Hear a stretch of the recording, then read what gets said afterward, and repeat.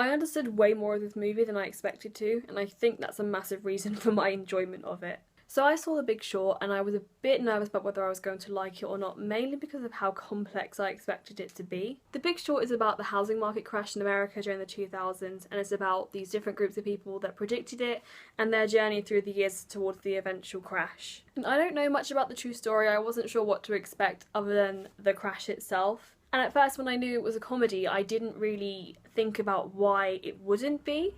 But this film does deal with some pretty depressing themes and what happened to the real people when this thing actually happened. I mean, obviously, there was a crash, people lost money, people lost jobs, people lost homes, and I didn't really think about that much. This film genuinely made me laugh. A lot of the comedy movies of this year, I think, it's pretty safe to say they're not comedies. This one actually was. Every single character had their moments, particularly Ryan Gosling's character I found especially funny. The performances were great. Christian Bale definitely deserves all his nominations. I wasn't sure what to expect from him, I didn't know much about his character, but he was phenomenal. Steve Carell, also following up from his performance in Foxcatcher, shows that he is a genuine serious actor, and I really hope he continues down that path because he is brilliant and he will one day win an Oscar, and he deserves that Oscar because I think he's definitely proved that he can do things that no one really expected him to do, and I love him for that.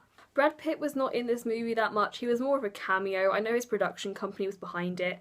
It's the same with 12 Years a Slave. He just kind of popped in because he could. His character didn't really do much. It was mainly his two younger companions that were the forefront of that part of the story. I didn't know Finn Wittrock was in this movie. When he popped up, I was very surprised because I love this guy. His performance from American Horror Story, Freak Show, has stuck with me since it happened. Then more and more people started to pop up. Max Greenfield popped up from New Girl, then Karen Gillan popped up, and then there were the very in-your-face celebrity cameos which I didn't know anything about. Like Selena Gomez popped up, Margot Robbie popped up, and those sections were funny. They were intended to kind of dumb down the banking jargon for the audience. I didn't know this film was going to be very documentary in style. I didn't know it was going to have all the weird shaky camera and fourth wall breaking.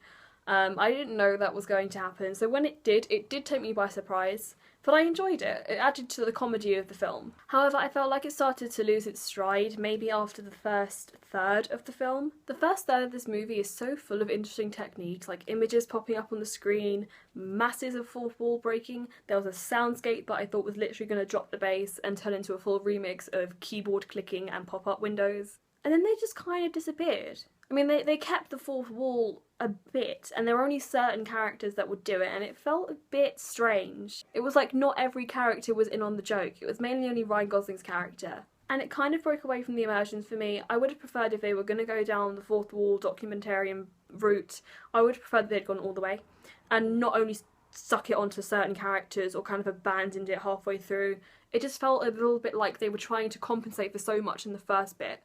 And then by the time they realised they had an actual story to tell, they figured, oh well, we can't be like wasting all our energy doing all this. So that was the only thing that kind of was a downer for me. I wish they'd kept it up all the way through because I was just waiting for something else to pop up on the screen. Like there was a section where they had a scientific diagram kind of being drawn on the screen as someone described it. That never happened again. It's like they grab you with this really interesting style that I've honestly never really seen before in that degree, and then they kind of take it away from you and don't give you anything again. And I just wish they had just something else, maybe in the last act, to really bring you back to where it started in the beginning, and there wasn't. Also, I wasn't sure if it was just me, but some of the jargon I still don't understand. I can't really explain to you what a double B or a triple A is in terms of the housing market, and it was a really big part of the film, but I couldn't really explain it to you very coherently. I'd probably say go Google it, go check Wikipedia. I wouldn't even say go watch The Big Short, because evidently for me it didn't explain it that clearly. But I got the general gist of it, which I think is the most important thing with a movie like this. It's so hard to take a movie about banking and turn it into a genuine comedy film. But I was really happy to actually enjoy the film, especially because Adam McKay, I'm not the biggest fan of Anchorman. Even the original, I didn't find it funny. I don't think I laughed at a single point during the original Anchorman when I first watched it. So I was really worried that, again, it would have the same sort of humour, just a bit more on a serious tone and a bit for a more adult audience. But I genuinely found it funny, so I was laughing all the way through. So that was a relief for me. And I really liked the pop culture references kind of sprinkled throughout the movie, linking it back to the time it was set. Even though it wasn't too long ago, it was weird listening to a Pussycat Dolls song in the background of a modern film. And ultimately I learned something watching this film. I learned about the housing crash in the 2000s because I didn't know anything about it. I know a lot of people just don't carry much interest in it, but this film definitely taught me about it. It definitely taught me about the devastation that Americans went through during this time and just how many of them, millions, suffered because of this, and I didn't really know anything about it. Ultimately, I think the standout of this movie was the bits with Christian Bale. His character was just so unlike what I expected it to be. I wasn't sure what to expect from the characterizations. I knew they were kind of based on the true story, but I wasn't sure if they were based on real people. And this character really intrigued me. He's so unlike any character you'd expect to see in a banking movie. You know, he walks around his office with no shoes on, he listens to heavy metal when he's checking up his calculations. I would give this film an 8 out of 10. I think the fact that they didn't keep all the unique techniques going all the way through really was detrimental for me. Grabbed me and then just kind of let me go in one sense, but then in another sense it kept me engrossed the entire way through.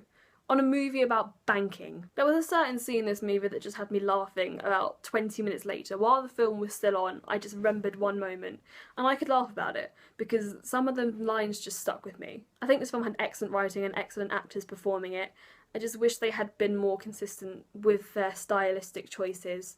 That would have kept me a lot more interested, and I felt the immersion was broken slightly when I started to notice them disappearing. Because then that put me back in the critical mindset rather than I'm going to sit and enjoy this movie for what it is. And that was a bit bad for me. I hope you're enjoying my reviews. I feel like I'm slowly getting the hang of it. I'm getting more comfortable doing it, so I do hope you enjoy them as they go along, and I hope they get better. Also, I'm sorry my camera angle keeps changing every time I film.